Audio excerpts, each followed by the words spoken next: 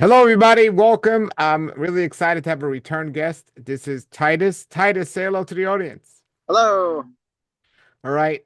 Titus is on location. He's in you're in Kentucky, right, Titus? Yes, that is And correct. and, and I'm here in my warm area of South Florida. And I want to interview Titus on several topics and several things here, but Titus has been living what I would consider as a healthy lifestyle for quite a while now, and because he's just keeps it simple, getting back to nature. So I want to ask him a couple of questions, and then I want to talk about something since he is in a colder environment. Titus, how's everything and how you been, man? The Lord has really blessed a lot. Yeah. I'm so thankful for Yeshua and his blessings. We've had a lot of rain lately, but a lot of cloudy weather. But for once now, the sun's coming out. And well, actually, we on Sabbath we had sunshine, but we then Sunday, Monday, it was raining, and it seems like it's been like 2 weeks since the sun's been here, but it's here Sure. again. We're really grateful. Titus, last time we spoke about diet, and you and I have a similar philosophy on just eating as close to nature as possible and trusting our creator with the food he created for us. Now, I want to get more into it, go beyond food, because there are a lot of believers out there that are suffering with sickness and illness.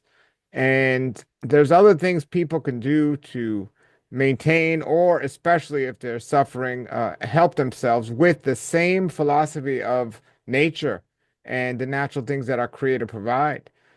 So what are some other things besides just obviously diet, because our creator says food is our medicine? What are some other things you've learned by going back to nature and kind of living uh, probably closer to nature than anybody or most people in the United States through watching the animals and just through observing? What are a couple of things that you've noticed that can prevent and also help people who are suffering uh, in general? So share a little bit of your observation of nature and what you've seen. Well, I don't know if you can see it very well with the camera, but there's a creek behind me. This is Henson Creek, and I don't know if the camera Yeah, picks up. we see it beautifully. Yep. I don't know if the Yeah. No, we see it. I don't know if you can hear the music of it, but definitely water is one of the things. Other than diet, water is one of the things that is often overlooked.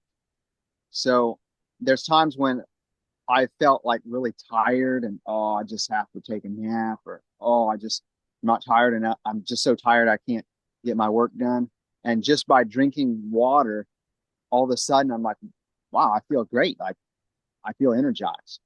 And so uh there's a saying that 6 cups of water to stay alive, 8 to feel great, and 10 to rejuvenate.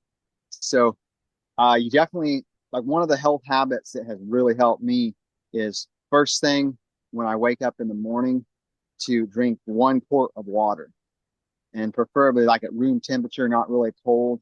It's a little easier for the body to handle it when it's not really cold. And getting that water into your system when you first wake up, it, it helps to kind of flush your body out, clean it out, and just start out for the day. And then you want to drink plenty of water, but you want to wait about a half hour before you eat. So a space of like 1/2 hour between when you drink your water and when you eat. And then after you eat your food, you want to wait about an hour before you drink water.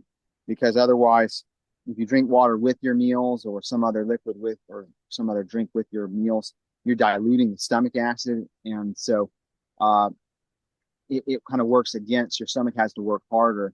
And so you're going to work, it's going to take more energy. It's going to be harder on your stomach. So those are some things that can really help. I had a friend that had acid reflux really bad and used to be taking Tums all the time. And then he learned about this idea of waiting 1/2 hour between when you drink your water and when you eat, and then don't drink water until an hour after you eat. And he tried it out and he found that it actually works. and now he doesn't have any acid reflux. Well, I got some questions for you and some comments on what you just said, but I interviewed a health teacher years ago. His name was Morris Kruk, and he said exactly what you just said, and he called it the morning water flush. That's what he called it. And it's great. It's wonderful. I want to ask you about the types of water you recommend. So living in nature, you're not across the street from a big fancy supermarket that sells all these fancy confusing waters that have them in plastic bottles. What do you do in nature? Do you have a spring on your property that you drink the water? Like what do you do and what do you recommend people that don't have nature available to them like that? Yes. For me, I have rainwater and just comes off the roof and into rain barrels. And that's personally, what I drink. I like it. It's very, very sweet. And I don't have a lot of like industrial plants around here where I would have the risk of like acid rain or something like that. It's pretty clean here. Uh, for for me, it's like a soft water, and it's just for me it's really really good. Um, I do have a spring on my land, but it's not developed yet. I have drunk out of it some, but I prefer the rainwater as the that's for me the preference. For people that don't live out here in nature, uh, probably the distilled water would be best.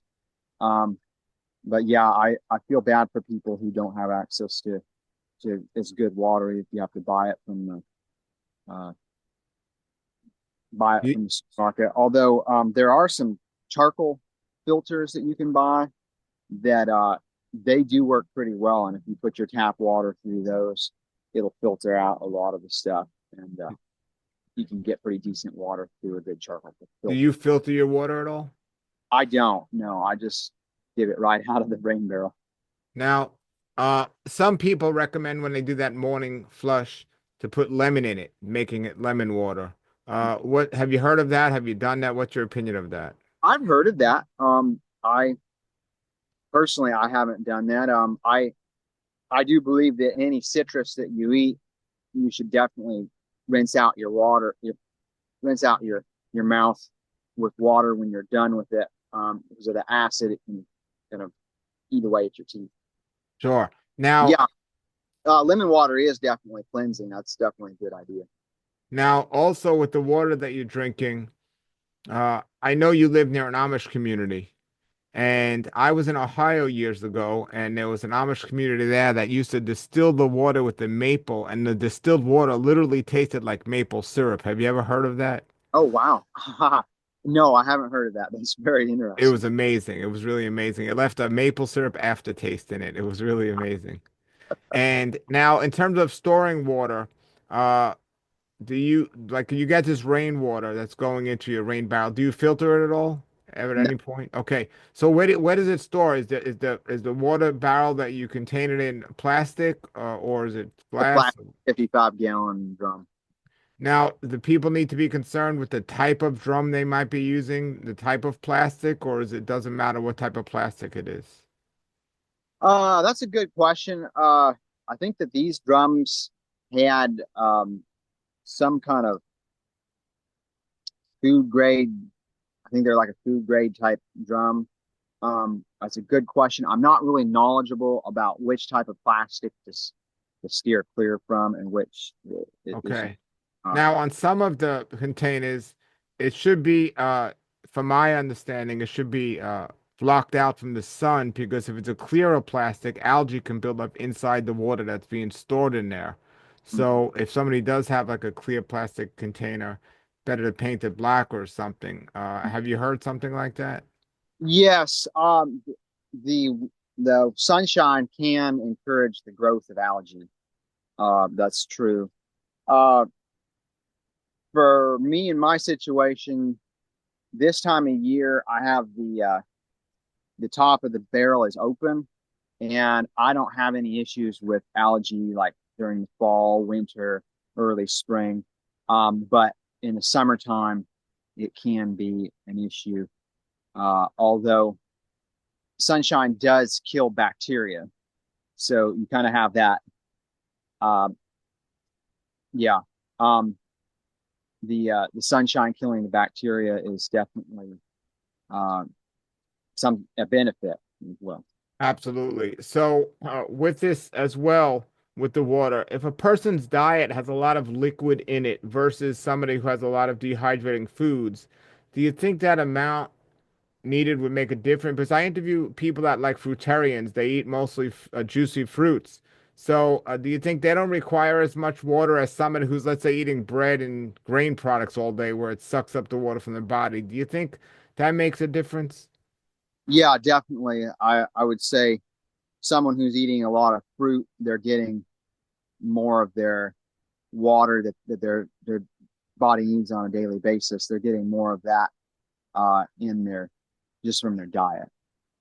There's a book, an old health book out called Your Body's Many Cries for Water, and it talks about dehydration being the major disease out there that so many Yeah. people are they don't even focus on that, but saying that most of us are pretty much dehydrated, and if we just get water, it'll improve many of our symptoms. How do you feel about that?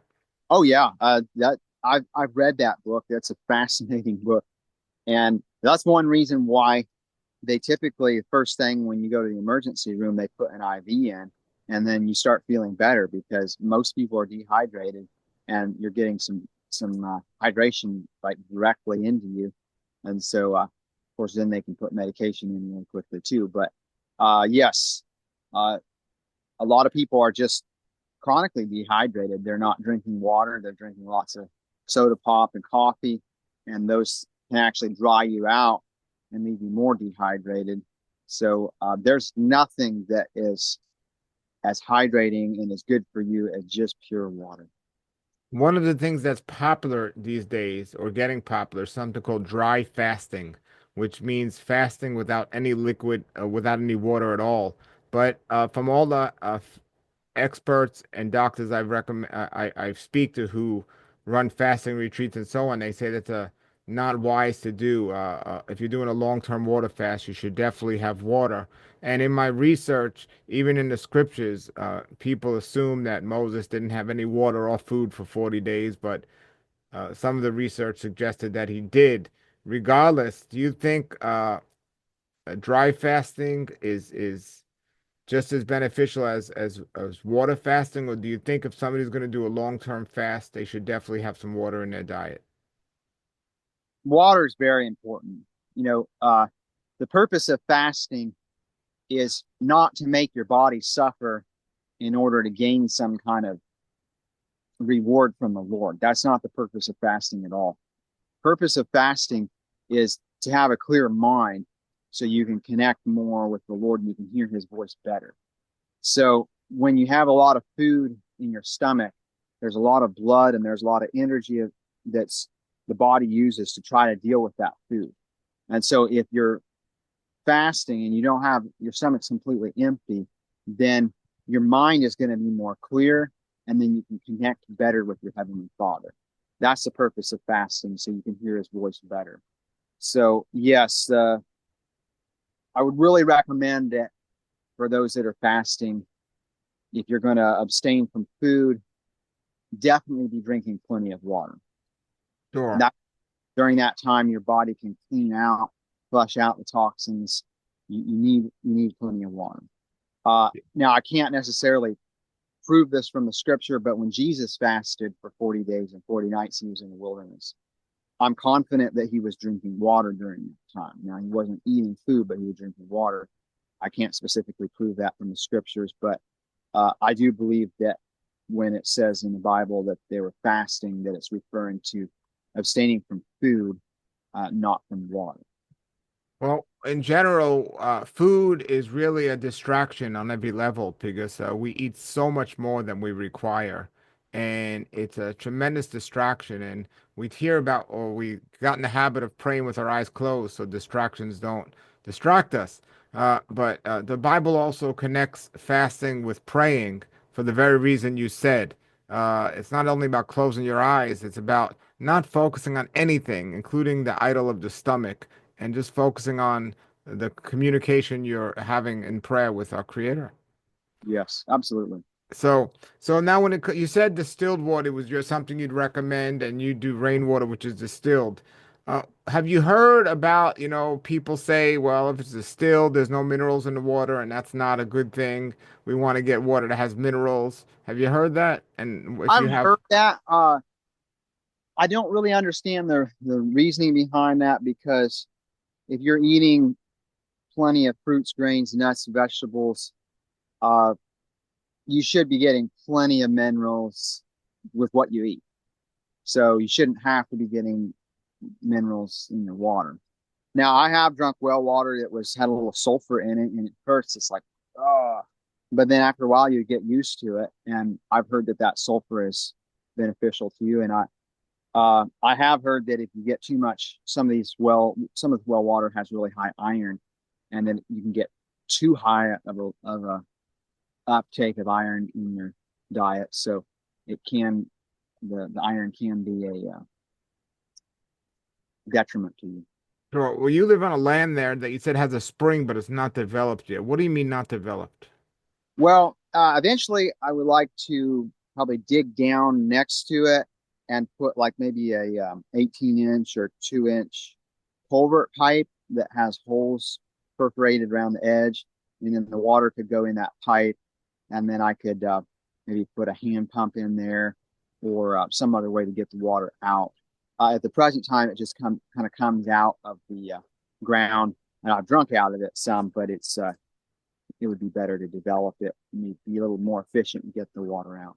I know somebody here in North Florida who has a spring, and they said they have two properties and they got the water tested. One property, it wasn't good at all to drink, but the other property, the water was pretty clean, and he drinks it and tastes great. Wow. It's like a gold mine to have a spring, a drinkable spring with good clean water. Wow. Yeah. So, Yeah. wow. Water is one of heaven's choicest blessings. So when we talk about what you just said, it's so amazing that it's a really a medicine and on a blessing on every level. But it's not only internally, because I know in the old days what they call today alternative health, but in the true health movement in the old days, especially in Germany, they used water therapy to heal and prevent disease. And I live near a health institute here in Florida called Hippocrates Health Institute. And I remember I'm there and I've been going there for many years, and they have a hot pool and a cold pool. And one of the therapies they recommend is you stay in the hot pool and then you jump in the cold pool. They call it the cold water plunge. And you stay in there technically as long as you can, but at least for a couple of minutes or a minute or so. Then you come out, you go back in the hot pool and you do that back and forth. Not everyone has two pools in their house to do that, but even in a shower, you can have the same benefits. So Yes. the title of it is Hydrotherapy, but there's cold water plunge is what they call it. In Europe, it's definitely more popular. In nature, you could do that if you have a cold stream. Taking cold showers just seems so against the American way of doing things. So, Mhm. what is your understanding about this topic, and do you practice hydrotherapy? Yes. Before we go into this topic, I just wanted to reinforce what we were saying earlier that Sure. sometimes you can be feeling really, really hungry and really, really tired. And just by drinking the water that you need in a short time, you can be feeling full of energy. You can be feeling good, ready to go work. And it can be it's just something simple as drinking the abundance of water that our Heavenly Father has given us. And yeah, Yeah. absolutely. And I do want to say that uh, a lot of people talk about juice fasting and all this fasting, but there's only one true type of fasting, and that is fasting with water and nothing else. There is dry fasting, but anytime you add food or juice or anything, you're not really fasting now. You're eating in a limited way, but water is truly fasting and wonderful. So, what else were you going to say? Yeah, so you had asked about practicing hydrotherapy. I do jump in the creek here sometimes in the wintertime when it's really, really cold, and I don't spend a lot of time in it, but just jumping in and then getting out and drying off and just using the friction of the towel to really open up your pores, keep your skin open. Uh, It's very, very, very invigorating. Like a warm shower or a warm bath is good for you, but for some reason, it's not as invigorating. There's just this exhilarating feeling when you jump in cold water and then you get out. I can't describe it. It's just this invigorating feeling. And it reminds me how we can become dirty through our choice to sin or through other people's sin against us. We're dirty, but we go to Yeshua and we go to him dirty, but we come away clean. And for those of you that are watching, if you haven't experienced this experience and you haven't experienced it, I'm encouraging you to go to Jesus, go to Yeshua today. You don't have to stay dirty. You don't have to stay living dirty the rest of your life. You can be clean, and then through his power, you can stay clean. So yes, and not only is, like Brother Paul was mentioning, you have a shower, you can do like a cycle of 30 seconds of cold, 3 minutes of hot, go back and forth, and that can be very beneficial. One time I was swimming and I swam across a lake and it was kind of chilly and I got too chilled. And then I got sick and I was just coughing up and coughing up and coughing up. And uh, I, I didn't get it tested, but it had the symptoms of pneumonia and I just couldn't seem to kick it. And so then I started doing hot and cold showers, just as hot as I could possibly stand for about 3 minutes. And then all the way cold for about 30 seconds and doing cycles of that. And that really helped my body to snap out of it. Uh, Now, there's a man named Stanley, and we got to know him. And he went to the Veterans Hospital. He was a veteran. And he had his big toe on his right foot was ulcerated. And they told him if this doesn't heal up, uh, they told him it's been like 3 months since it's been open like this. It's not getting better. Like, let's give you another month, take these antibiotics. If it doesn't heal up, we don't see improvement within another month, then we really need to amputate your toe. And he's like, no, no, you're not going to amputate my toe. No. And so he came to church and he's like, oh, if he cared about me, why would he allow my foot to be this way? And he was really depressed about it. And my dad said, oh, don't worry about it. Come to our place and we'll treat you. And so dad said, you need to come every day. So he would come and we would put his whole foot in hot water, just as hot as he could stand for about 3 minutes. And then we put his foot in ice water for about 30 seconds and do a rotation of that. So hot water opens up the blood vessels. And so the blood goes to the area. And then when you put it in the cold water, the cold water constricts those blood vessels and that pushes the blood out. And so the Bible says that when the life is in the blood, so anything that you can do that will help promote the circulation of the blood, keeps the blood healthy, then that's going to promote life and it's going to promote health. So by speeding up the circulation to the foot, whatever toxins or whatever is in there that shouldn't be there was getting cleaned out where the body can deal with that. And then good blood was going into the foot and it was speeding up the healing process. We also put honey on that wound, golden seal powder on that wound. And initially we had also put a charcoal poultice on to pull out any infection. And within 2 weeks, it was healed up beautifully, no scar. And praise Yahweh, he did not need to have that toe amputated. And he didn't have to take those antibiotics. And so our Creator has given us really simple things to deal with. And the hydrotherapy, it works with the physiology of the body. So the body can heal itself. Exactly, with everything you're saying. And if you look at the animals in nature, not the domesticated house pets, but the animals in nature, when they're sick, they usually don't eat. Uh, they do their best to get enough water when they can and find their water source. And it's interesting in the animal kingdom when you take away their water source, that's when they really you see the population of those animals start to decline. Mhm. And then if they find water, the whole forest will come out to try to get that water. They understand the importance of water.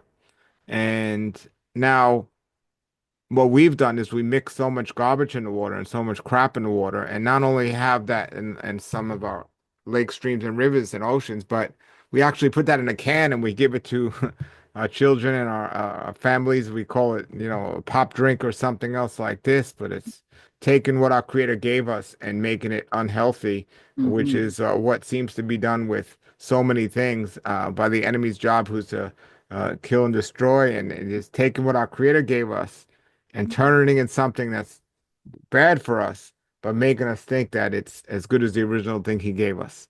And that's such a problem out there today that you can't even hardly find clean water unless you're taking care of you're figuring it out, and you really gotta think about it.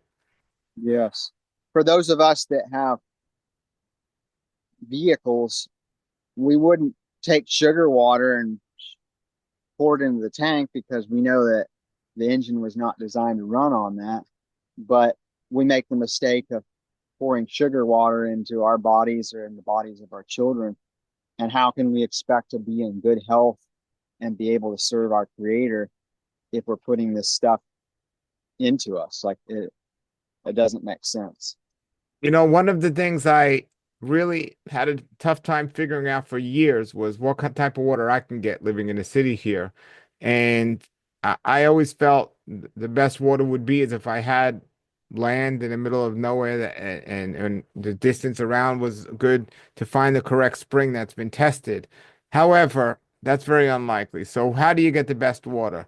Well, I recently bought a distiller. After doing all my research, I've been doing RO water for mostly for the many years, and RO water is great reverse osmosis. The problem is, if you go to the supermarket or even in your house with an RO jug, you usually end up storing it in some type of plastic. And I want to store it in glass.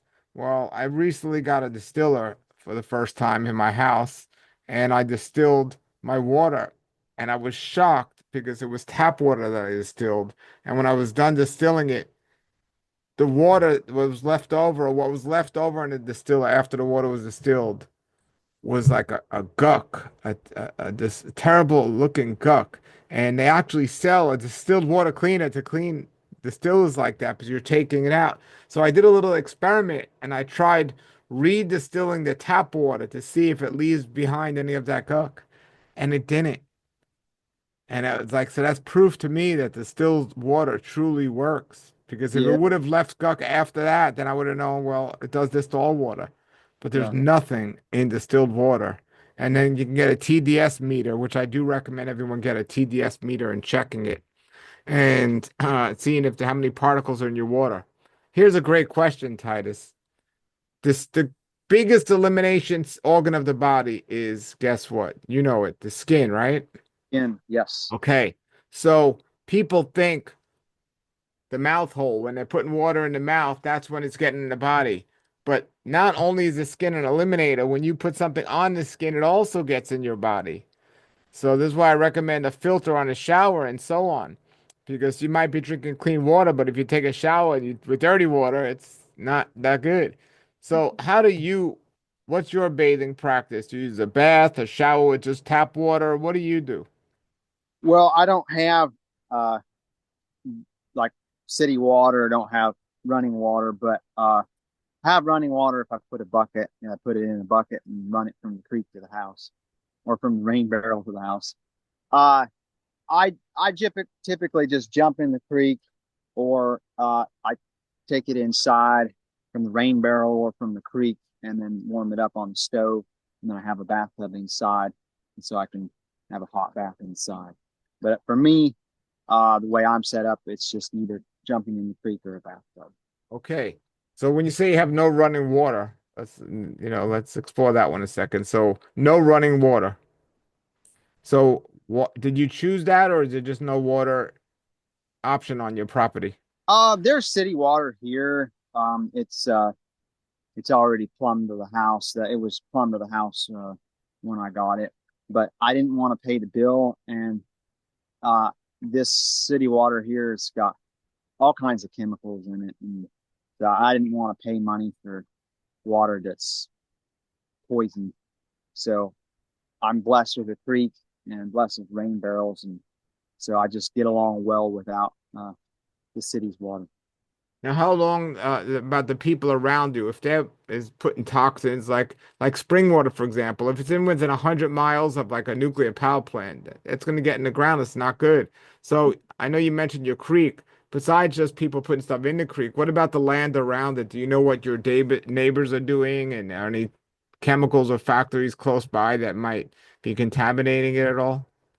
I don't know of anybody that's upstream that sprays like Roundup, or there's no there's a lot of forest upstream from me, and I don't know of anybody up there that's, or I know that there's no one upstream of me that's has a lot of like spraying of herbicides or that kind of thing. It's There's an organic farm up upstream from me, and then a bunch of forests. Oh. Well, this is such an important topic, and I'm glad you came on here and we can together just alert the public and people that it needs not to be neglected. It's so simple as drinking enough water, doing the morning water flush, and also being aware of what you're putting in your body. Yes, Definitely important. Uh, yes. what else do you want to say about water? And then we'll talk about another topic. Mm. We did mention earlier how if it's really, really cold, it's hard for your body to deal with it. So better to drink your water like at room temperature. A little bit warm is okay. Um, there's so many different herbs that you can grow that grow like a weed. And we have mint here and lemon balm that just comes back year after year. And so sometimes we make a tea with that, put a little bit of honey in it, and that's really comforting, like on a really cold winter day, to have some warm tea. Um, there's a lot of different herbal teas out there that if you have to buy them, they're not that expensive to be able to purchase them. But yes, we should definitely take advantage of these herbs that are just in abundance. Absolutely, absolutely. Well, everybody, I'm going to put Titus's contact information below. Definitely check him out on social media. He has an amazing YouTube channel. There's great videos, and definitely check them out. Check out his videos and see what he's all about. Definitely living uh, off the land and doing it the right way. He has great videos on farming and things like this, and he's physically and spiritually connected. So, Brother Titus, thank you for sharing. Yes, you're welcome. Thank you for having me. Thank you for inviting me, Brother Paul. All right. Hallelujah. All right, everybody. Put your comments and questions below and have a blessed day. Nature's wealth, good for your health. This is the Raw Life Health Show.